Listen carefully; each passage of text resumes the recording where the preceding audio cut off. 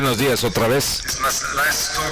Es mi última charla en esta reunión, entonces nuevamente les agradezco muchísimo a los organizadores por esta gentil invitación.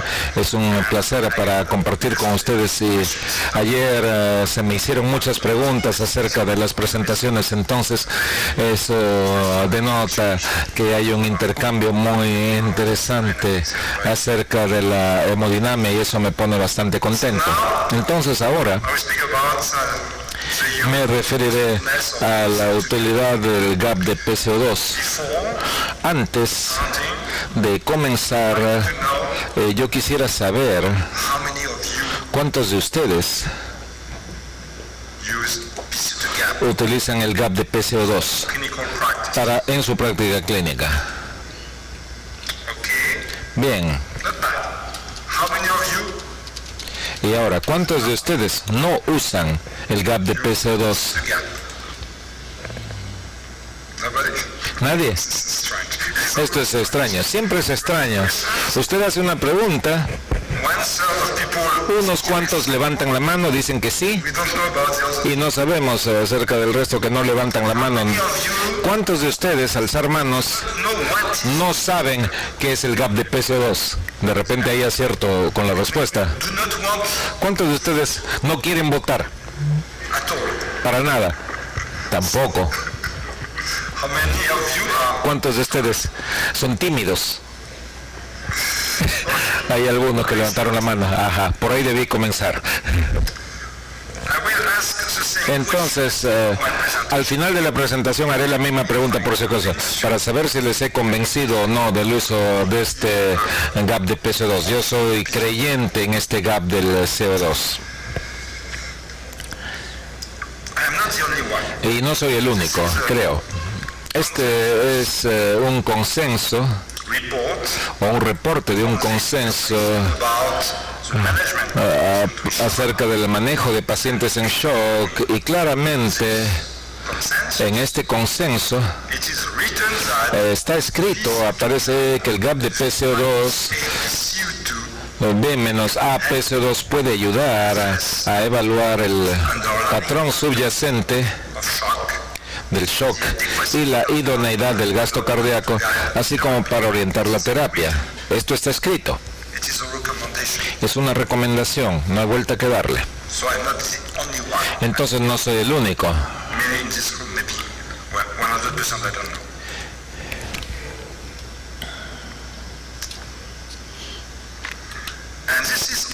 Y esto también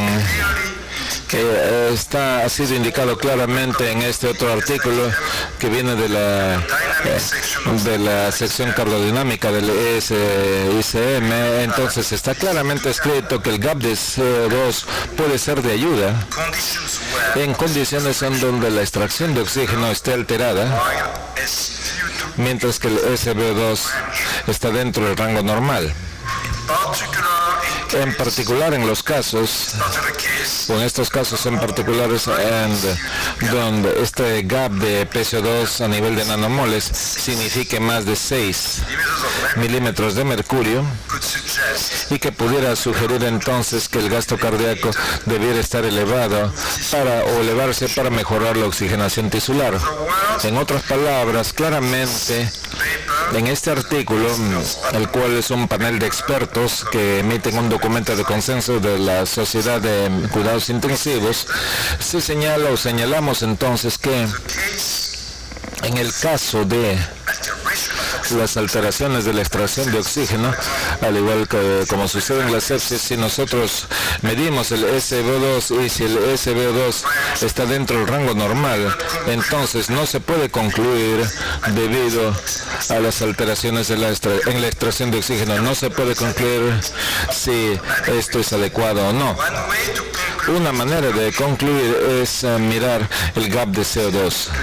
Esta es la conclusión de esta declaración. Entonces ahora vamos a ir más profundo en cuanto a la fisiología. Y por cierto, la pregunta más difícil se aplica al CO2 y nos indica entonces que la diferencia en el contenido de CO2 entre la sangre venosa mezclada, esto en la arteria pulmonar, y la sangre arterial, es igual al BCO2, que es la producción de CO2, la producción total de CO2 dividida entre el gasto cardíaco. Esta es una pregunta difícil. Entonces, la ecuación tiene que ver con también con el CO2, y se aplica el oxígeno y el CO2. Entonces, si representamos gráficamente esta ecuación, tenemos entonces esta curva hiperbólica, o esta forma hiperbólica de la curva. La diferencia en el contenido de CO2 está en el eje Y, el gasto cardíaco está en el eje X. Entonces el problema surge de que señalando que en la práctica no es conveniente obtener el valor del contenido de CO2. Miren aquí esta ecuación, es bastante complicado obtener el contenido de CO2. Hay tantas variables que intervienen acá.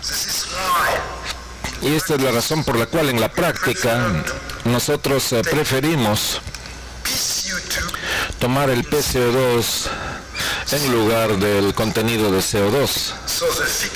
Entonces la pregunta que surge aquí, o la ecuación de Fick se simplifica. Esta ecuación de Fick, que es el delta del PCO2, la diferencia entre el PCO2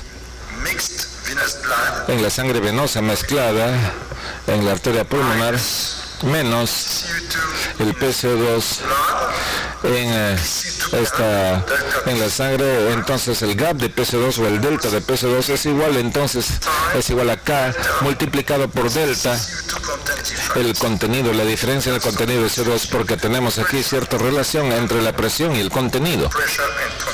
Presión y contenido, insisto. Entonces aquí esta ecuación simplificada se convierte en el gap de PCO2, que es igual a K multiplicado por el BCO2 dividido entre el gasto cardíaco. Solamente hay tres determinantes para el gap de PCO2. El primero es K, la constante, que es un factor que define la relación entre el PCO2 y el contenido de CO2, K. Pero también la producción global de CO2 o BCO2 y el gasto cardíaco. ¿Qué hay acerca de la K? Nuevamente, K define una relación entre el contenido y la presión. Entonces, normalmente, en las condiciones fisiológicas, el contenido de CO2 y el PCO2 están bien relacionados. Usted aumenta el contenido de CO2 y aumenta el PCO2 entonces en la misma instancia. Pero en algunas condiciones anormales, cuando tenemos un mayor contenido de PCO2 o mayor presión debido a la relación que se establece aquí, el cambio en el contenido de CO2 no se refleja por los cambios en el PCO2, que es mucho mayor. Entonces aquí K deja de ser una constante, es un factor que aumenta con la hipercapnia venosa, y debemos tener esto en mente. Ustedes verán por qué.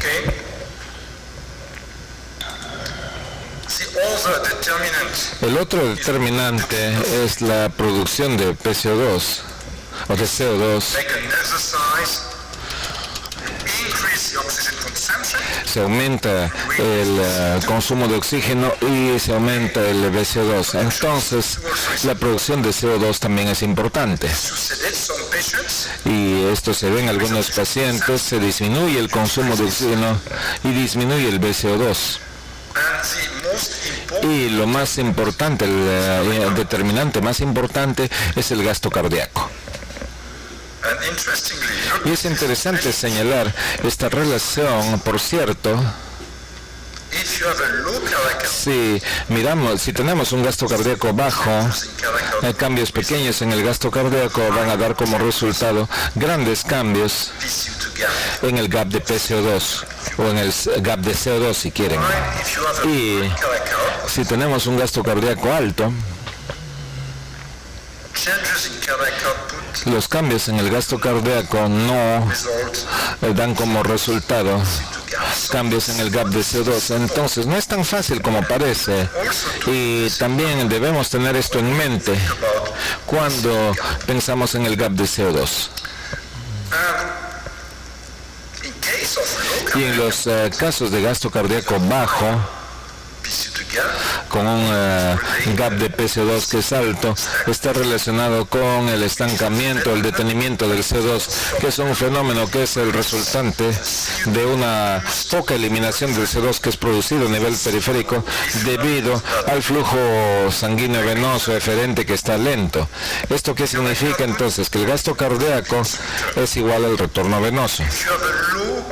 Si tenemos un gasto cardíaco bajo, tenemos un retorno venoso bajo y tenemos menos flujo sanguíneo eferente. Entonces el CO2 que se produce en la periferia,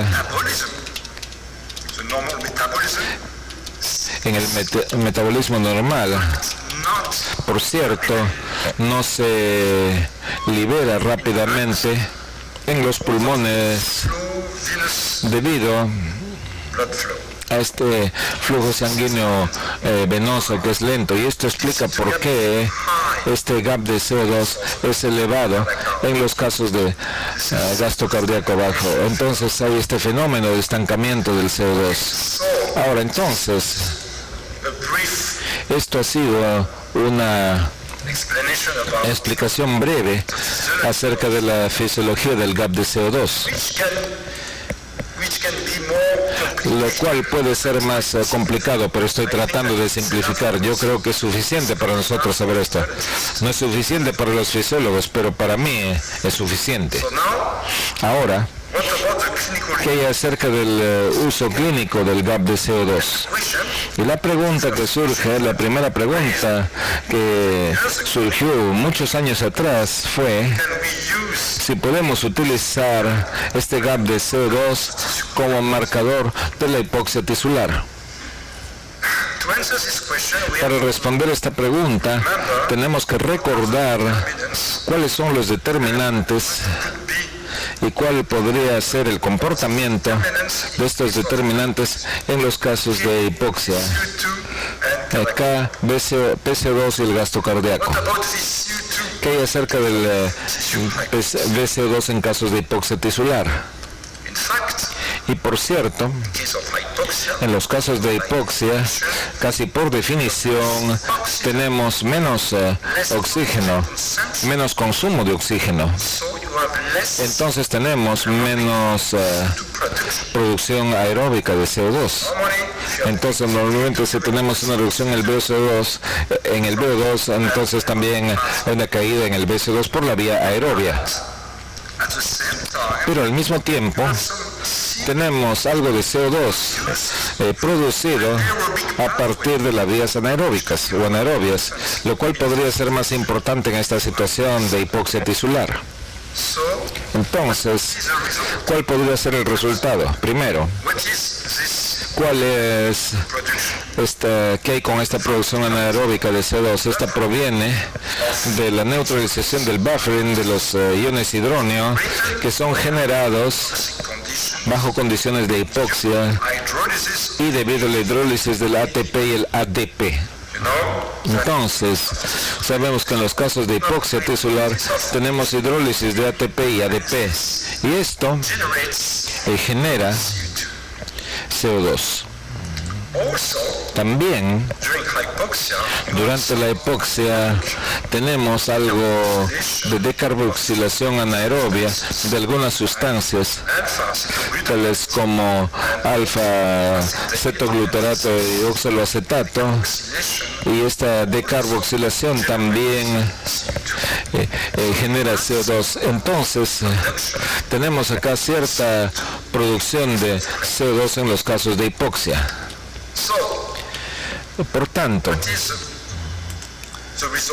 ¿cuál es el resultado en términos del BCO2 global? Para responder esta pregunta tenemos que ir de vuelta a los estudios, modelos experimentales. Este es un estudio publicado hace 26 años atrás, esto por Jean-Louis Vincent. Es un estudio experimental en animales en donde el flujo sanguíneo disminuyó progresivamente de 4.1 a 0.6 al final del estudio. El flujo disminuyó con el taponamiento cardíaco en este modelo experimental. Al final del experimento, el flujo es casi cero. Al mismo tiempo, midieron el BCO2, CO2, independientemente de las mediciones en el gasto cardíaco. Entonces se hizo una medición directa del BCO2. Entonces puede observarse que este BCO2 disminuyó muchísimo al final del experimento. Entonces, durante la hipoxia tisular, estamos seguros que al final del experimento los animales estaban hipóxicos en términos de los tejidos. Hubo una reducción en el BCO2 global, entonces no hay duda acerca de ello. Entonces el BCO2 global disminuye. ¿Qué hay acerca de K en estos casos de hipoxia? ¿Qué hay con eso? Es el comportamiento de la K. Por cierto, K aumenta en los casos de hipoxia tisular. Sabemos por fisiología, y esto es importante en esta investigación, que en los casos de acidosis metabólica a nivel local, y esto sucede en los casos de hipoxia, se deja a un lado el contenido de PCO2 con mayor PCO2. Entonces no hay duda que esto es en casos de hipoxia tisular. K entonces aumenta, lo cual significa que este gap aumenta más que el contenido de CO2. Y para demostrar esto, en este experimento al cual nos referimos, al final del experimento, ¿por qué el gasto cardíaco estuvo tan bajo? ¿Por qué este BC2 fue tan bajo? Y K aumentó. Los autores de los artículos no calcularon a K. Lo recalculamos posteriormente, pero ustedes ven que la relación entre el gap de CO2 en términos del contenido y del gap del CO2 en términos de la presión es totalmente diferente. En los casos de hipoxia, el PCO2 aumenta más que el contenido de CO2. Entonces K aumenta. Entonces, ¿qué hay acerca del gap de PCO2? Aumenta K, disminuye el BCO2. Y esto depende del gasto cardíaco. Entonces tenemos aquí dos situaciones diferentes. Una es la hipoxia tisular con un gasto cardíaco bajo, shock cardiogénico, shock hipovolémico, por ejemplo. Y también tenemos la hipoxia tisular con un gasto cardíaco elevado, shock séptico hiperdinamico, por ejemplo. En los casos de gasto cardíaco bajo, como dijimos, hay un K que aumenta, una producción aumentada de CO2, y si tenemos un gasto cardíaco bajo, como dijimos antes, tenemos una menor eliminación de CO2 que es producido a nivel de la periferia, y por tanto, al final tenemos un aumento en el gap de PCO2. Entonces, normalmente, en los casos de shock, más un gasto cardíaco bajo, debe haber un aumento en el gap de CO2. Y esto se confirma con esta investigación en donde se midió el gap de PCO2, y como puede observarse, este gap de PCO2 aumentó muchísimo al final del experimento, de 7 al inicio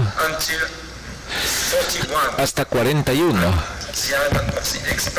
al final del experimento.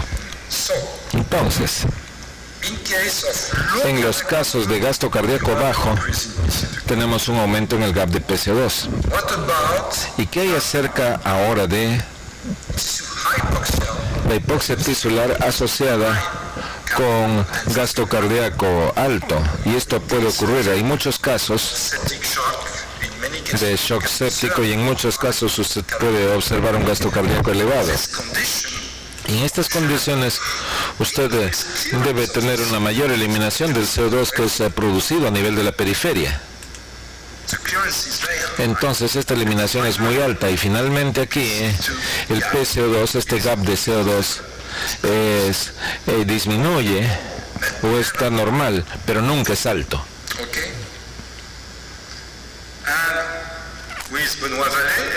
Y Benoit Vallet y colaboradores trataron de confirmar en un estudio experimental en modelos animales, en perros específicamente, en lugar de medir el gap de PCO2, ellos midieron el gap de PCO2 en los miembros, en miembros aislados, en estos miembros aislados, y los miembros fueron perfundidos con una bomba.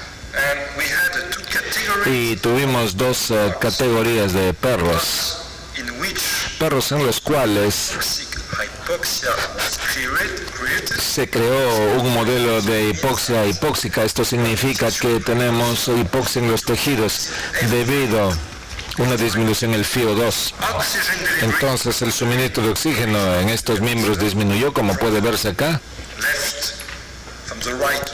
De la derecha hacia la izquierda, el oxígeno disminuyó progresivamente. Y el otro grupo de animales fue sometido a una hipoxia isquémica. Hipoxia isquémica, en donde esto significa que se creó la hipoxia disminuyendo el flujo sanguíneo. Esto a nivel de la bomba. La tasa de perfusión de la bomba disminuyó. Entonces, esto disminuyó el suministro de oxígeno en la misma magnitud y cantidad. Entonces, todos los animales tuvieron una reducción en la llegada de oxígeno de izquierda, de la derecha hacia la izquierda. Pero miremos aquí el gap de PCO2. Solamente los animales con hipoxia isquémica experimentaron un aumento en el gap de PCO2, no los otros, lo cual significa entonces que el flujo sanguíneo es un determinante mayor debido a que el flujo sanguíneo disminuyó y el gap de PCO2 aumentó. Y en el otro grupo no hubo cambios en el flujo sanguíneo, solamente una disminución en el FiO2 y finalmente no hubo cambios en el gap de PCO2. Entonces el delta del PCO2 aumenta en los casos de hipoxia tisular con flujo sanguíneo bajo, y este gap normal de PCO2 se observa en los casos de hipoxia tisular con preservación del flujo sanguíneo. Y esto es muy importante. Y si nosotros miramos aquí a los estudios clínicos, esto se confirma al final. Este es un estudio por Jim Baker en el grupo Jean-Louis Vincent. Ellos evaluaron pacientes con shock séptico y subdividieron a la población en dos grupos.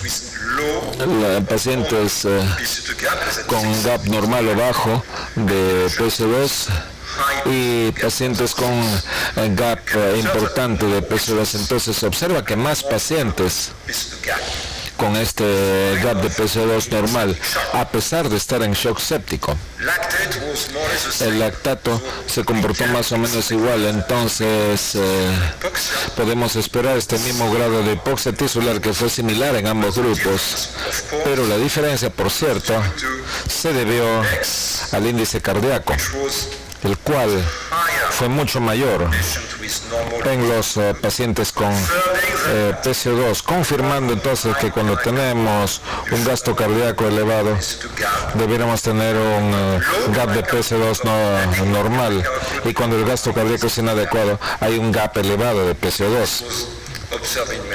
Y esto fue observado en muchos otros estudios.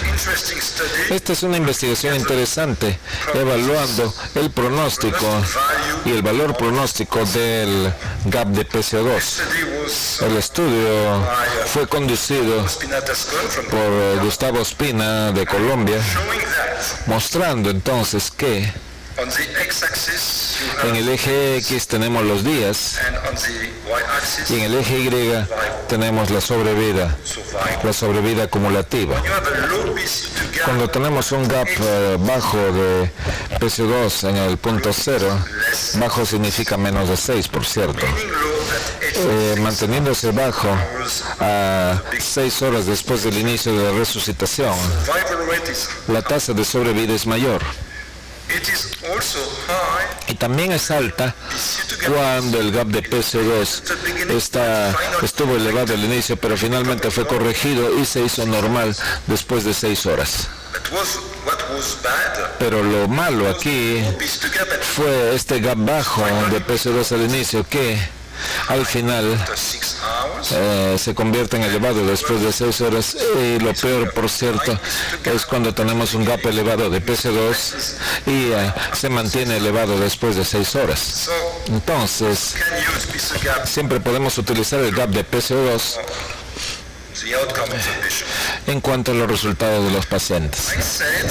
Yo dije que medimos el gap de PCO2 tomando muestras de la sangre en las arterias, en la arteria pulmonar, por cierto.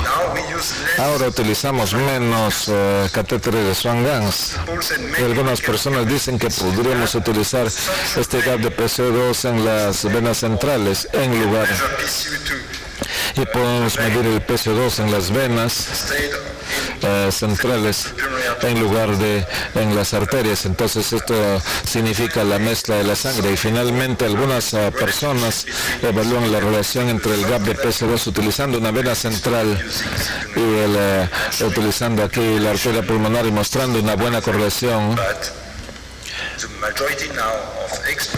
Y la mayoría de los expertos considera entonces que es un gap de PCO2 utilizando sangre venosa central, y que esto es un reflejo aceptable del gap de PCO2 utilizando sangre venosa mixta. Entonces el mensaje clave para esta parte es que, sin importar la presencia de la hipoxia tisular, normalmente el gap normal de PCO2 menos de 6 se espera si el gasto cardíaco es normal o alto, y este gap elevado de PCO2 alto es lo que se espera si el gasto cardíaco es bajo. Entonces, delta del PCO2 es considerado como un marcador de la idoneidad del flujo sanguíneo venoso sistémico para eliminar lo que se produce a nivel periférico, y si el gap de PCO2 es normal, en la práctica, o en nuestra práctica, consideramos que la elevación del gasto cardíaco no debiera ser una prioridad en la estrategia terapéutica.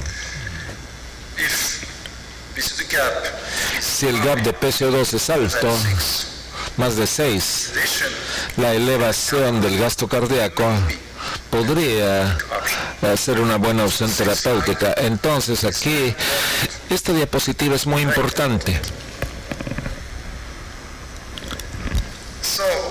Por tanto,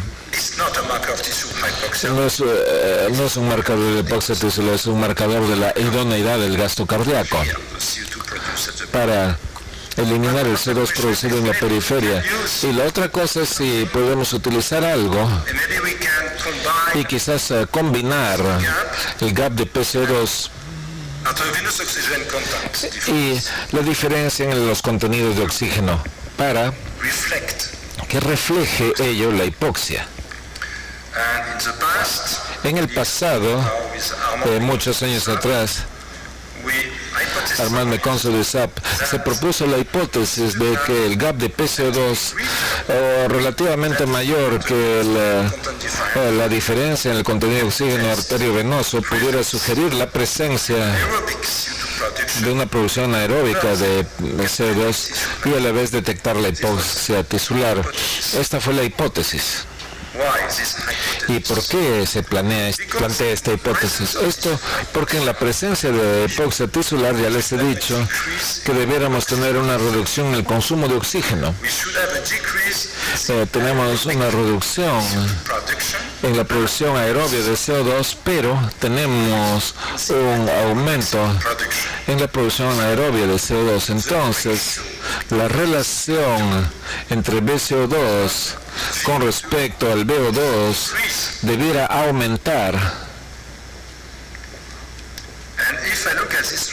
Y si miramos esta relación, el BCO2 es igual a la diferencia en el contenido de CO2 multiplicado por el gasto cardíaco. El VO2 es igual a la diferencia en el contenido de oxígeno multiplicado por el gasto cardíaco.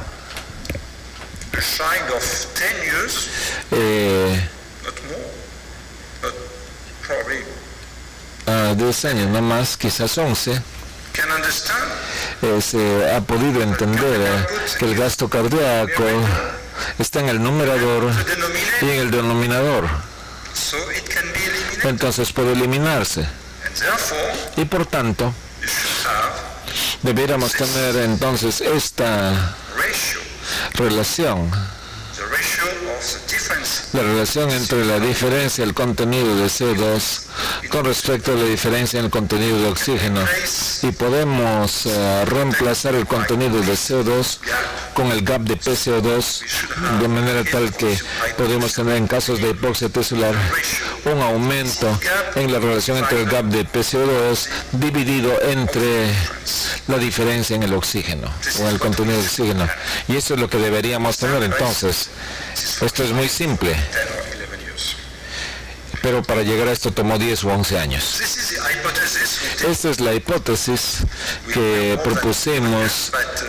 Tomó más de 10 años, pero esto es lo que hicimos en este consenso. Y entonces, para demostrar esto, nosotros miramos a pacientes con lactato normal que se supone o se suponía que no tenían hipoxia, y los pacientes con niveles elevados de lactato que se supone tenían hipoxia.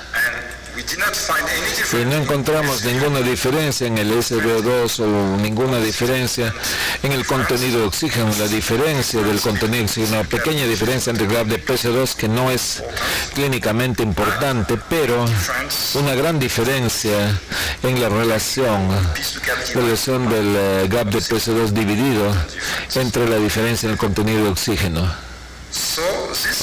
Entonces esto confirma nuestra hipótesis, y cuando nosotros miramos estas curvas en términos de sensibilidad y especificidad para predecir la hipoxia definida por el lactato en el estudio, entonces es el mejor parámetro, es la relación en comparación con los otros componentes. Y también en términos de la sobrevida, cuando nosotros miramos las curvas de sobrevida, los pacientes con esta relación por encima de 1.4 tuvieron menores tasas de sobrevida en comparación con los otros. Entonces tiene sentido mirar esta relación. Es muy fácil de obtener este gap de PCO2 dividido entre la diferencia del contenido de oxígeno entre arterias y venas. Entonces, con Javier Monet, más recientemente en nuestra unidad también revisamos el gap de PCO2, pero medido utilizando una vena central y no con la arteria pulmonar, y evaluamos los efectos de este reto de fluidos en el lactato, SVO2 y PCO2, el gap de PCO2 dividido entre la diferencia del contenido de oxígeno arterial y venoso. ¿Y qué encontramos? Lo que hallamos fue que solamente el lactato y esta relación estuvieron en capacidad de predecir un aumento en el consumo de oxígeno con la administración de fluidos en comparación con SBO2. Entonces concluimos que esta relación predice mejor que el SBO2 los beneficios para los tejidos de la administración de fluidos. Entonces se puede predecir cuál podría ser el efecto de la administración de fluidos en el consumo de oxígeno si nosotros miramos esta relación con cuidado. Y es otro aspecto interesante del estudio que ha sido publicado recientemente, nuevamente por Gustavo Ospina, y miraron a diversas variables en el shock séptico, diversas variables hemodinámicas, y encontraron que solamente la relación, estamos hablando de ello, y el lactato estuvieron independientemente asociados con la sobrevida o con la mortalidad, si ustedes quieren, en el estudio. Entre otros parámetros, solamente la relación con el lactato fue el predictor de la mortalidad. Entonces tiene sentido mirar esta relación, y es interesante señalar que también se revisó la combinación entre la relación y lactato en términos de la evolución, y los pacientes con niveles bajos de lactato más esta baja relación, en el mejor de los casos tuvieron la máxima sobrevida en comparación con los pacientes con niveles bajos de lactato y elevados valores de la relación, y los pacientes con alto lactato y bajos niveles en esta relación. Por cierto, la sobrevida fue muy baja en los pacientes con niveles altos de lactato y mayores niveles en esta relación. Y es interesante porque cuando usted combina el lactato y esta relación, entonces tiene usted una mejor visión del pronóstico de los pacientes. Y esto fue confirmado con estudios que llegaron a los mismos resultados. Esto por un equipo chino. Los mismos resultados.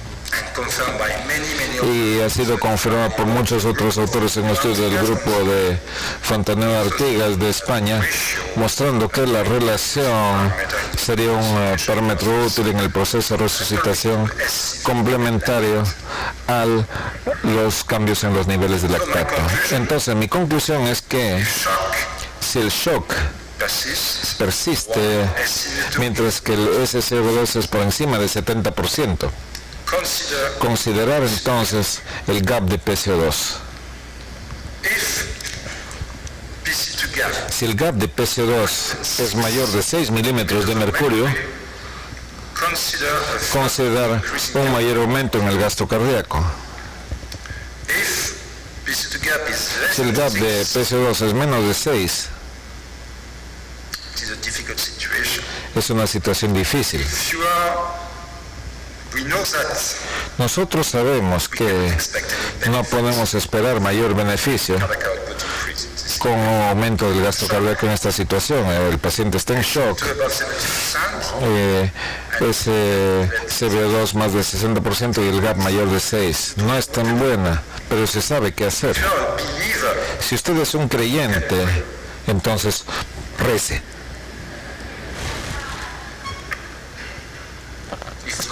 Y si no es creyente, espere algún beneficio del tratamiento o de control de las fuentes o algo como esto, esperando que el paciente mejore. Acerca de la relación del gap de PCO2 dividido entre la diferencia de contenido de oxígeno arterial venoso, esta puede ayudar para detectar la hipoxia, las condiciones de anaerobiosis, y cuando se combina con el lactato, este puede ayudar a definir mejor la situación de los pacientes. Y muchas gracias, el pronóstico del paciente. Muchas gracias.